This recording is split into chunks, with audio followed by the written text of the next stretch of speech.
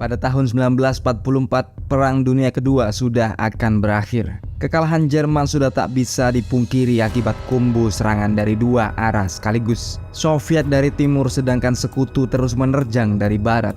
Maka tak ingin ikut runtuh seperti Jerman, negara kecil seperti Finland yang tadinya merupakan sahabat Jerman, kini malah memohon perdamaian dan gencatan senjata pada Soviet yang diresmikan dalam perjanjian Moskow. Satu hal yang menjadi poin penting dalam perjanjian ini ialah bahwa Finland harus ikut mengusir Wehrmacht dan Nazi dari negaranya, terutama keluar dari daerah Lapland. Dan di Lapland inilah hidup seorang bekas pasukan komando atau pasukan khusus Finland yang bernama Atami Korpi. Seorang tua yang kini pensiun dari api dan darah peperangan dengan memilih profesi sebagai penambang emas yang kala itu memang masih banyak di tanah Lapland. Hiruk pikuk kemenangan sekutu atau kabar kehancuran Jerman sudah tak menarik lagi baginya. Yang ia pikirkan hanyalah menjalani masa pensiun dengan tenang sebagai penambang emas. Dan hari ini ialah hari keberuntungan bagi Atami. Beliungnya mencongkel bongkahan emas atau yang biasa disebut dengan gold nugget.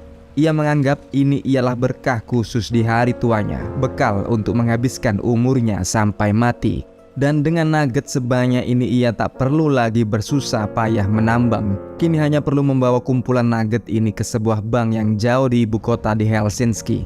Atami pendeknya harus menempuh jarak sekitar 563 miles atau kurang lebih 900 km. Bukan jarak yang singkat bagi usia tuanya, apalagi ditambah dengan area Lapland ini sudah penuh pasukan Jerman yang sedang melarikan diri karena terusir dari Finland. Tapi Atami menganggap perjalanan ini memang harus dilakukan. Ia membongkar campnya, membawa anjingnya dan menaiki kudanya memulai perjalanan.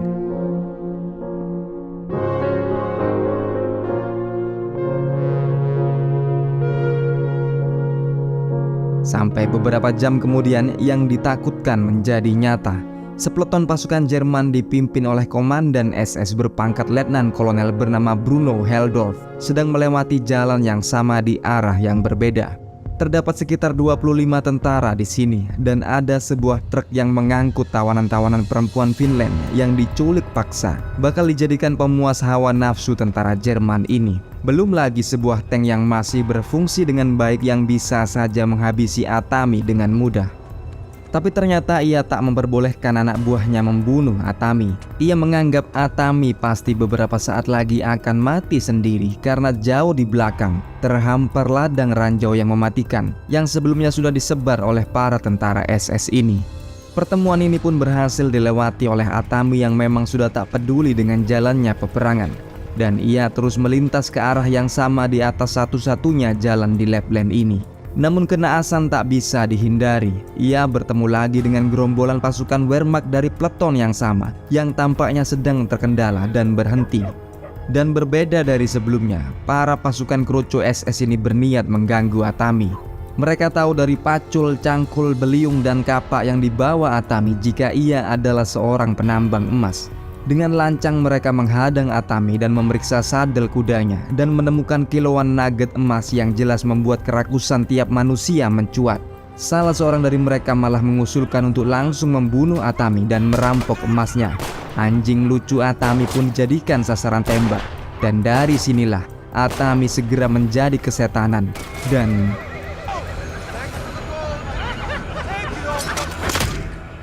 meskipun uzur, skill bela diri Atami sebagai pasukan khusus Finland ternyata masih jauh di atas para SS gembel ini.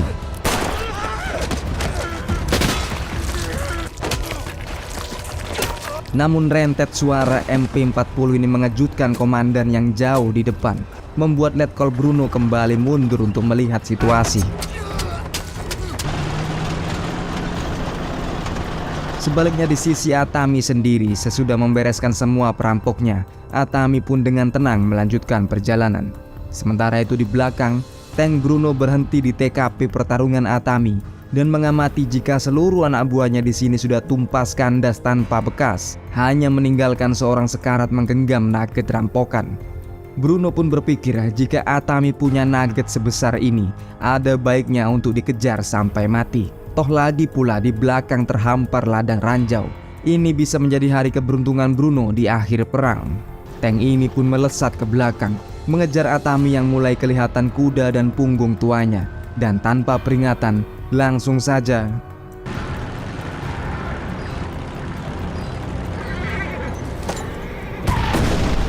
merasa tak bisa melawan armor Jerman ini, Atami memacu terus kudanya dan tak paham jika yang ia lewati kini ialah ladang ranjau yang langsung memberi kesialan untuknya.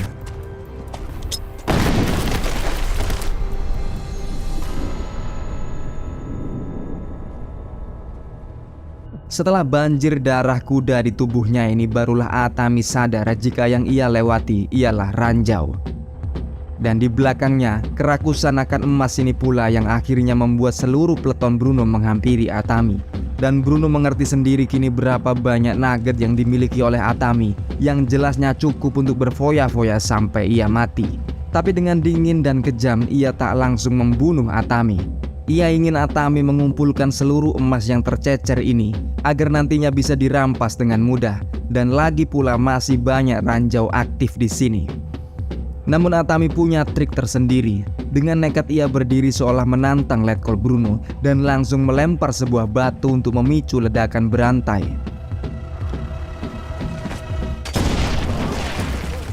Tak menyangka Bruno bisa dikerjai dengan mudah oleh seorang kakek tua. Atami dengan cerdik mundur di balik kepulan asap ini.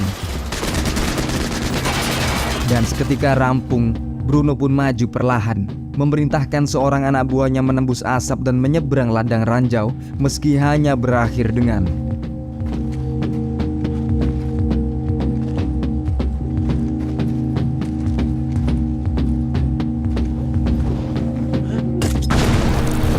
dua orang pun segera dikirim bersamaan dan dengan hasil yang sama pula.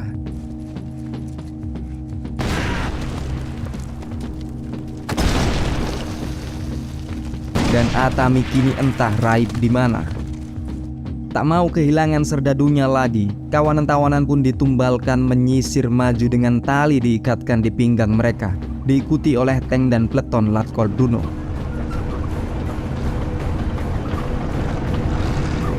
Beberapa saat kemudian dan masih dalam misi berburu Atami, kontak diterima dari seorang jenderal di markas, memerintahkan agar peleton Bruno segera balik arah dan meluncur ke arah Norwegia. Yang penting, seluruh pasukan Jerman keluar dulu dari area Finland. Tapi ternyata, ya sekali lagi karena iming-iming emas Atami, perintah ini tak dihiraukan oleh Bruno. Ia sudah mantap akan memburu dan merampok emas Atami. Lagi pula, Jerman sudah kalah. Dan sebagai seorang perwira SS, kalau sampai ia kembali ke Jerman dan tertangkap sekutu, ia pasti akan dieksekusi mati. Atami sendiri kini sudah jauh berada di depan. Ia beristirahat pada sebuah truk Jerman yang hancur dan segera memeriksa luka-lukanya. Kudanya sudah mati dan kini yang masih menemaninya hanyalah anjing setianya. Dan ternyata setelah diselidiki oleh pihak markas Jerman, Atami bukan orang sembarangan. Jenderal ini tahu betul siapa Atami Korpi yang ternyata ialah pasukan khusus Finland yang paling ditakuti dan dihindari. Yang bahkan tentara Jerman sendiri diperintah untuk melarikan diri jika bertempur melawan Atami. Dikisahkan Atami berperang dalam Winter War atau perang musim dingin melawan Soviet. Dan karena ini pula ia kehilangan anak istrinya. Matinya keluarga Atami inilah yang membuat Atami menjadi tentara yang super kejam dan sadis yang hanya bertujuan untuk membunuh pasukan Soviet. Dan sejauh ini tercatat Atami sudah berhasil membunuh 300 orang tentara Soviet yang sekaligus membuatnya dijuluki Kosei atau dia yang tak bisa mati. Nah, baru ngomongin perang musim dingin antara Finland melawan Soviet, kalian juga bisa menyimak bagaimana terjadinya perang ini dari serial yang udah Ogut bahas sebelumnya. Seperti biasa dengan menekan tombol di atas kanan layar atau di akhir video ini. Tak berapa lama kemudian, kawanan Bruno ini sampai di titik Atami yang kini malah tertidur karena menahan sakit lukanya. SS sendiri langsung melepas anjing-anjing German Shepherd atau Herder yang sekarang terus mencium jejak Atami yang malah juga terbangun dan langsung bergerak, melesat bergantung di truk paling belakang. Ia menjebol tangki bensin truk ini dan menyiramkan bensinnya ke seluruh tubuh, berusaha mengecoh indera penciuman anjing musuh. Namun ini tak bertahan lama. Seluruh peleton berhenti karena anjing-anjing ini kehilangan jejak bau. Situasi ini pun langsung dimanfaatkan oleh Atami yang meluncur keluar dan terus berlari. Tak peduli ia ditembak dan dikejar oleh anjing, ia malah membakar dirinya sendiri untuk menakuti anjing yang mengejarnya.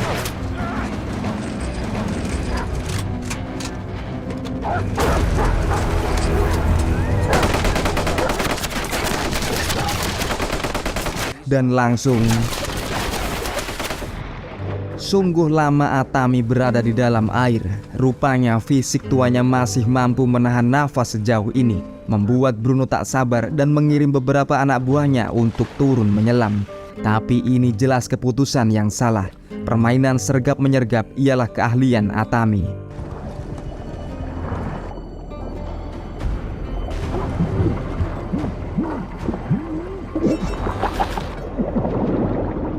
Dan di permukaan yang tampak hanyalah gelembung air membawa darah. Sesaat kemudian yang terlihat hanyalah perahu mengangkut Atami di seberang sungai, membuat Jerman pun memutuskan untuk memberi bonus terakhir.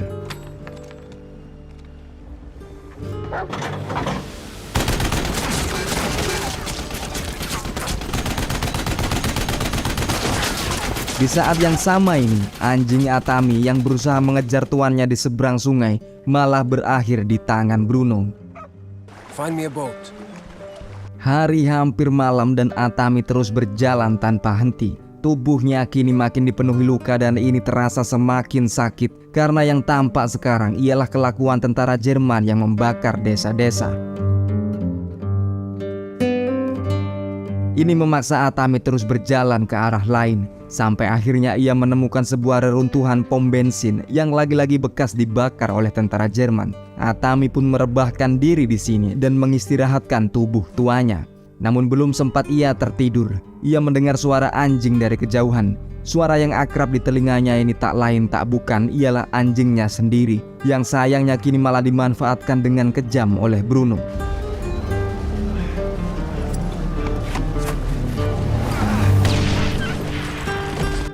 Ketika tersadar, ia sudah berhadapan dengan Letkol Bruno Heldorf dan sebuah tali gantungan pun juga telah disiapkan untuk mengeksekusi Atami.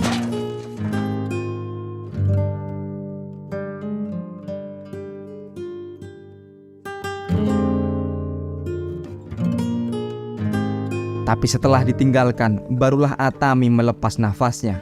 Nyawanya masih belum mau minggat dan ia bertahan dari gantungan ini dengan cara yang tak kalah sadis, yakni menusukkan besi tiang pada luka di kakinya agar tenggorokannya bisa melonggar dan bernafas. Ia tak lagi peduli pada rasa sakit, yang menjadi misinya kini hanyalah memperoleh emasnya kembali. Atami yang selama ini diburu balik menjadi pemburu. Sampai satu keberuntungan menghampiri Pak Tua ini. Sebuah pesawat Jerman mendarat dan menggetarkan tiang gantungannya, lantas membuat Atami terjatuh. Sementara itu para awak pesawat ini ternyata mendarat untuk mencari bahan bakar. Mereka menyangka pom bensin ini masih menyimpan bensin. Sampai sang pilot melihat jika Atami masih hidup dan mengeluarkan pistolnya. Dan ketika kawannya menengok ke arah tembakan, Atami sudah menghilang. Yang ada kini hanya onggokan mayat pilot Jerman. Ini sekali lagi membuat Atami lolos dari kematian. Meski tubuhnya penuh luka, ia masih terus bernafas dan dendamnya makin membara. Ia sengaja membiarkan pilot Jerman terakhir ini hidup dan mengambil waktu untuk merawat luka-lukanya sebelum ia berencana untuk memanfaatkan pilot dan pesawat Jerman ini. Di sisi yang lain, jauh sekali dari sini, Letkol Bruno menyangka ia sudah memenangkan perburuannya. Nugget-nugget emas ini sekarang ada di tangannya dan Atami sudah digantung mati. Tapi keanehan tiba-tiba terjadi. Jalan yang mereka lalui diblokade oleh sebuah pesawat, dan ketika kokpitnya dibuka, yang ada ialah mayat pilot Jerman yang tadinya disandra oleh Atami, lengkap dengan tali gantungan yang sama.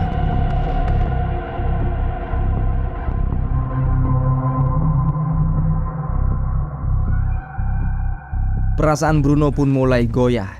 Ia sedikit demi sedikit mengakui kekuatan dan kenekatan Atami. Bukankah ia sudah mati digantung di pom bensin? Kenapa sekarang malah sampai di sini? Ketakutan pun juga mulai melanda seluruh peleton yang langsung berusaha kabur dari sini. Mesin-mesin pun mulai diberangkatkan. Apalagi ini ditambah dengan cerita-cerita dari tawanan yang ternyata sudah paham tentang legenda pasukan khusus Finland bernama Atami, yang konon menolak untuk mati dan sudah membantai ratusan tentara Soviet. Dan cerita ini belum selesai saat Atami tiba-tiba saja muncul.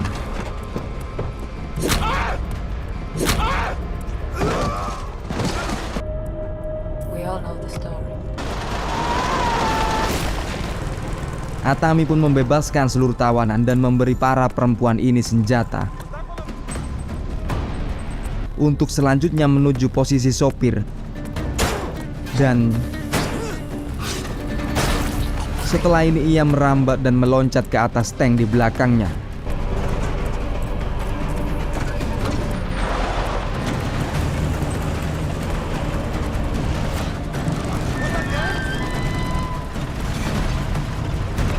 Sementara itu, truk yang kini dikuasai oleh para tawanan perempuan ini langsung membalas dendam ke depan.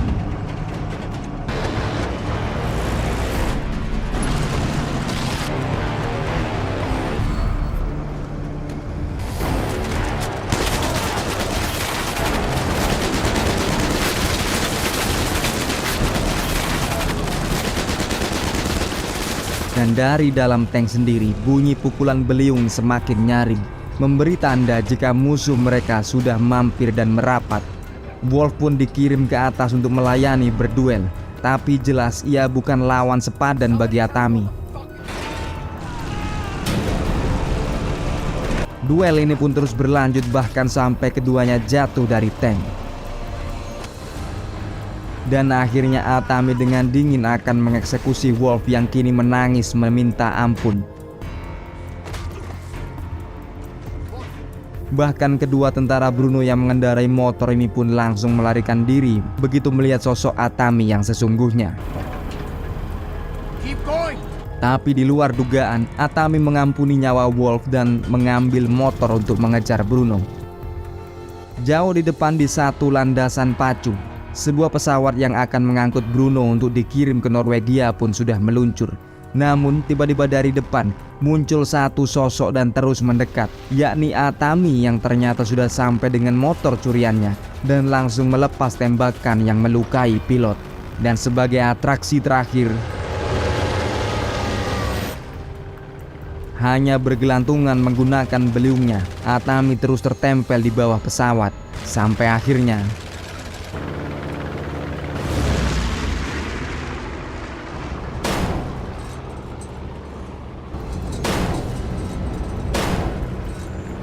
Letkol Bruno pun memberanikan pergi dari kokpit hanya untuk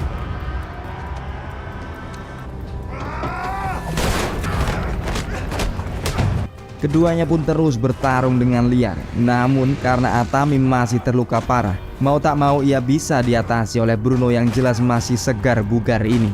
Tapi Bruno seakan lupa jika Atami bukan terkenal karena kekuatannya, melainkan karena ia seakan menolak untuk mati dan tak pernah menyerah.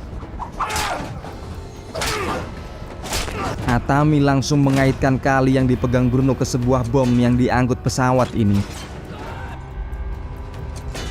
Dan akhirnya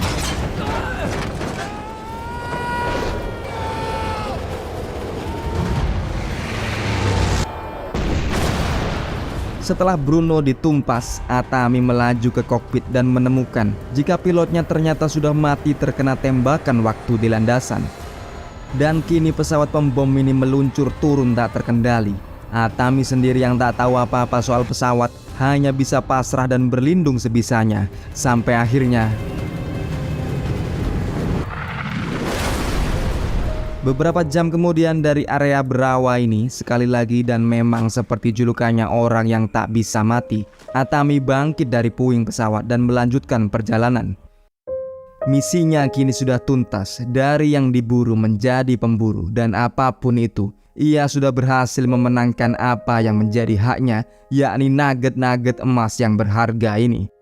Kita menyimak di sisi yang lain, sebuah tank merapat dari kejauhan masuk ke area yang dikuasai oleh para tentara Finland. Dan ternyata ini ialah tank Bruno yang kini sudah diambil alih oleh para tawanan perempuan yang juga telah menyandra Wolf. Setelah ini di Helsinki, ibu kota Finland, Atami sudah tampak lebih sehat meskipun masih compang-camping. Ia bereuni kembali dengan anjing kesayangannya dan tampak memasuki sebuah bank, dan dengan seksama pula ia menyerahkan sekantong penuh nugget emas. Ia mengucap pada teller bank ini agar menukar semua nugget ini dengan surat bank yang sah, sekaligus membuat seisi bank pun gempar. Ia pun melanjutkan berkata jika lebih mudah membawa selembar nota dari bank daripada kiloan nugget emas ini. Nah, demikianlah beraksi dari seorang mantan pasukan khusus Finlandia melawan sepeleton pasukan SS. Terima kasih telah menonton video Ogut. Kita jumpa di konten berikutnya. Wassalamualaikum. Yuk, bye.